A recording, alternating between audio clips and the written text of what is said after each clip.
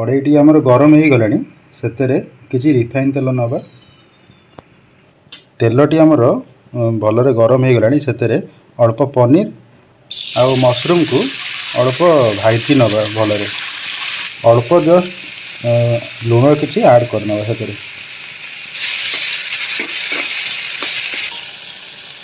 Mushroom आ paneer T आमर भलरे कड़ा हो गलानी ताकू काढ़ी नवा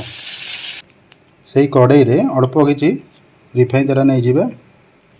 से किसी रसुण आउ कंचा लंका आम छोट गुंड गुंड कर काटी देचु से पकईदेवा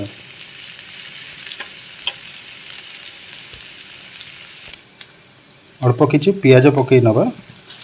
एमती छोट छोट कर सब आम काटिचु फ्राइड राइस कारण छोट छोट कर काटिकी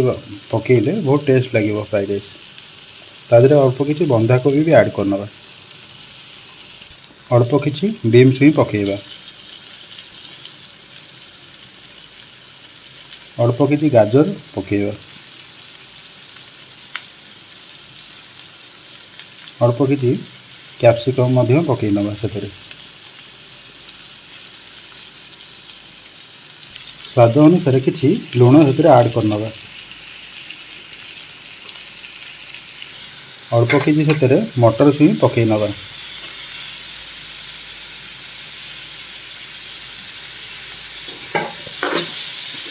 ताकू टिके भलरे फ्राए करनवा ताकू भलरे गोटे मिनट पे आम वेजिटेरियन को सब भलरे फ्राए करनवा अल्प किसी से चाइना सॉल्ट ऐड करनवा एटा ऑप्शनल रोची अल्प किसी से सोया सॉस ऐड करनवा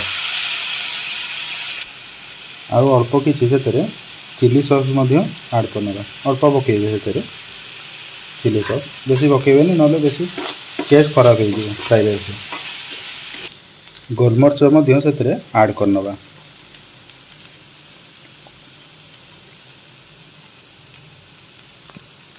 आमे जो पनीर आउ मशरूम को से ऐड करदे पनीर आ मशरूम को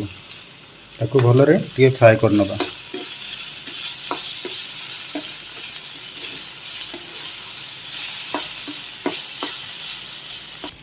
आमे बासमती चाउल 250 ग्राम भलरे ताकू बॉयल कर नहींचु ताकू से ऐड करनवा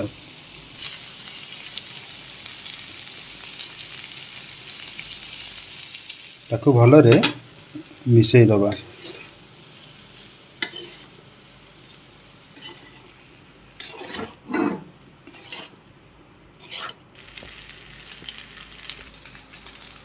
देखो आमर भेज फ्राइड राइस टी प्रस्तुत हो जाइए आपको चिल्ली पनीर बटर पनीर मसला मशरूम चिली रे खाइबे बहुत टेस्ट लगे।